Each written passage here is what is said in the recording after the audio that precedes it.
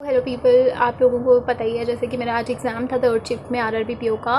तो मैं उसके बारे में बताऊंगी कि मेरे क्या गया टेम्परे और कैसे कैसे एनालिसिस रहा पेपर। तो मैं पहले बता दूं कि क्वांट का बहुत ज़्यादा पेपर टफ आया था। मतलब टफ हर कोई सॉल्व कर ले अगर टाइमिंग ज़्यादा हो, बट उस टाइम के अकॉर्डिंग वो पेपर टफ था। तो मैं बात करती हूँ रीजनिंग के। रीजनिंग में 4 पजल आए थे।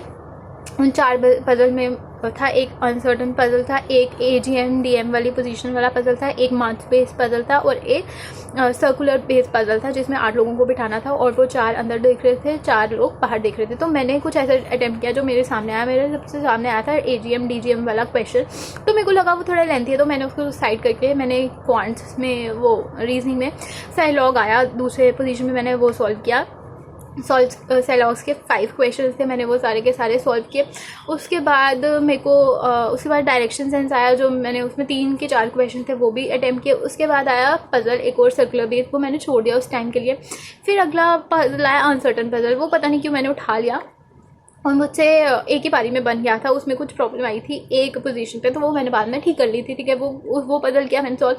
अगला आया मंथ पे पजल, वो भी मैंने सॉल्व किया। उसके बाद मैंने क्या किया, उसके बाद मैंने इनइक्वालिटी आई थी कि नहीं आई थी मुझे ध्यान नहीं है अभी फ़िलहाल।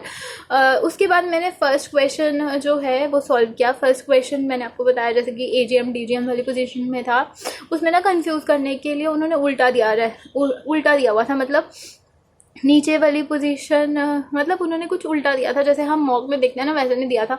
और अगर उसने वो जो इंस्ट्रक्शन है वो नहीं पढ़ी होंगी तो वो फंस सकता था उसमें। तो वो मेरे से हो गया सॉल्व। उसके बाद एक पजल रहता था, मैंने 31 अटैम्प्ट किए थे कि 32 अटैम्प्ट किए थे, तो मैंने छोड़ दिए। बस मैंने बोला कि यार टाइम जा रहा है, तब 21 मिनट्स आई थिंक बच गए थे। तो मैंने सोचा कि अभी इसको छोड़ते हैं रीजनिंग को, आगे क्वांट्स पे प्रोसीड करते हैं। अगर वो ठीक पेपर रहा तो मैं जो है इस पर वापस से आ जाऊँगी। ठीक है, तो ऐसे ही मैंने जो 31 क्वेश्चन 32 क्वेश्चन किए रीजनिंग में attempt.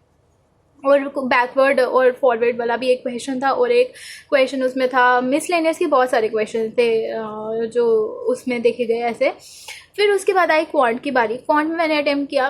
Quant was so tough यार। मतलब जिनका भी थर्ड अटेम्प्ट में रहा था उनको पता होगा कि क्वांट कैसे थी, लेंथी थी, कैलकुलेटिव थी, इवन की DIs भी कैलकुलेटिव थे। 2 DIs थी, मैं आपको बता देती हूँ। एक एंड में DI थी एक्सटेंड करके कुछ, और एक और कंपनी थी वो कुछ चप्पलें या कुछ ऐसा बनाते हैं, वो मैंने सॉल्व की। उसमें एक क्वेश्चन कैलकुलेटिव था, वो मैंने नहीं सॉल्व किया। उसके बाद दूसरी DI थी, वो मेल और फीमेल वाली थी, जिसमें दिया था क्यूमुलेटिव डाटा दिया था मेल और फीमेल का। एंड देन अलग से दिया था कि मेल जो है वो ज़्यादा है फीमेल से। वो मैंने सोचा था दिमाग में कि मैं वो बाद में करूँगी, अभी नहीं, पहले तो नहीं पकड़ूंगी। ठीक है, फिर उसके बाद मैंने सिंप्लीफिकेशन के क्वेश्चन सॉल्व किए, वो किए। क्वाड्रेटिक नहीं आई थी, सिंप्लीफिकेशन आई थी। सिंप्लीफिकेशन मैंने जब सॉल्व की, फिर मैंने उसके बाद DI सॉल्व की थी जो मैंने आपको बताया एंड वाली। फिर उसके बाद मैंने रॉन्ग नंबर सीरीज सॉल्व की। मैंने क्वेश्चन देख रही थी अर्थमेटिक की, मैंने बोला कि यार एटलीस्ट मतलब DI मैं नहीं बनाऊंगी तो एटलीस्ट कुछ तो बने ना मेरे से, अर्थमेटिक तो बने। तो मैंने अर्थमेटिक ऐसे ऐसे छांट के 4 क्वेश्चन किए। उसमें से एक मेल फीमेल वाला क्वेश्चन था, एक था सैलरी वाला क्वेश्चन था, 100% में से वो इतने इसमें यूज़ करा, इतने उसमें यूज़ करा। एक और क्वेश्चन था X और Y से रिलेटेड, जिसमें क्वाड्रेटिक के जैसे एक क्वेश्चन दे दिया था उन्होंने कि X की वैल्यू बड़ी है या Y की वैल्यू बड़ी होगी। और मैंने एक और क्वेश्चन एंड में मतलब टाइम अप ही होने वाला था तो मैंने वो सॉल्व किया। पार्टनरशिप का क्वेश्चन एक था अर्थमेटिक का। तो आप लोग बताना, अगर आप लोगों ने वो क्वेश्चन अटेम्प्ट किया तो आप लोग बताना कि आपकी क्वांटिटी 2 बड़ी आई है क्वांटिटी 1 से, या मतलब क्या आंसर आया आप लोगों ने अटेम्प्ट किया होगा तो मुझे बताना वो प्लीज़, उसका आंसर क्या क्या आप लोगों ने मार्क किया है। एक तो X और Y वाला क्वेश्चन जो क्वांटिटी की तरह था, और एक पार्टनरशिप वाला क्वेश्चन जो मतलब जिसमें बतानी थी क्वांटिटी 1 क्वांटिटी 2 आई गेस 16,000 दी हुई थी, तो आपको क्वांटिटी 1 निकालनी थी और उसमें कंपैरिजन बताना था कि क्या जो है वो बढ़ा रहा है छोटा। और मैं बताऊँ मेरे ओवरऑल यही मैंने कुछ अटैम्प्ट रहे हैं मेरे, जो मैंने DI मैंने वो सॉल्व करने की कोशिश की एंड में।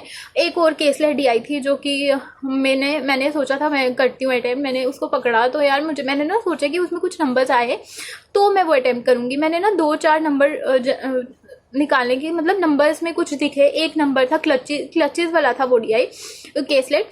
तो मैंने देखा कि वहाँ पे एक नंबर होल नंबर्स में वैल्यू दी है, बस बाकी सब रेशो में थे। तो मैंने बोला यार इसमें बहुत ज़्यादा टाइम जाएगा, मैंने अभी उसको नहीं सॉल्व करती हूँ।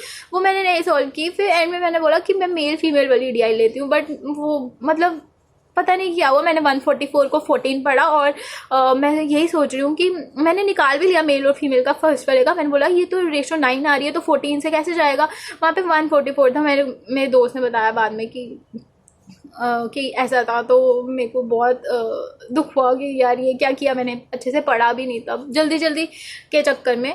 तो मेरे टोटल ओवरऑल अटैम्प्ट रहे 51। हाँ, और अगर मैं ये वो जो डी आई थी, वो जो पजल थी ना सर्कुलर बेस, मैंने सबसे सुना वो बहुत ईजी, सबसे ईजी डी आई थी वो पजल थी। तो अगर मैं वो कर लेती तो 56 अटैम्प्ट रहते, बट अभी फ़िलहाल 51 अटैम्प्ट हैं। तो मैं कुछ एक्सपेक्ट नहीं कर रही हूँ इससे कि मेरा मीन्स होगा या नहीं होगा, प्री क्लियर होगा कि नहीं होगा, क्योंकि कट ऑफ कोई प्रिडिक्ट नहीं कर सकता, किसी भी शिफ्ट की नहीं प्रिडिक्ट कर सकते। तो इसलिए अपनी मेहनत आगे जारी रखो और मेंस के लिए प्रिपेयर करते रहो। आगे IBPS क्लर्क, RRB क्लर्क का भी एग्जाम है, उस पर फोकस करो और दुखी मत होना जिनके कम अटैम्प्ट हुए, कोई बात नहीं, मेहनत करते रहो और फल की चिंता मत करो, बस अपनी मेहनत पे विश्वास रखो। पहले मुझे लगा कि यार मेरे को ही ऐसे क्वांट का लग रहा है, या सबके, मतलब मेरे को लगा कि यार मैं क्या देख रही हूँ ये क्वांट में, बट ठीक है, सबके लिए वो टफ था। तो आप लोग भी आगे की प्रिपरेशन करो और अपने अपने अटेम्प्ट्स कमेंट सेक्शन में बताना आपके कितने अटेम्प्ट रहे। Thank you for watching.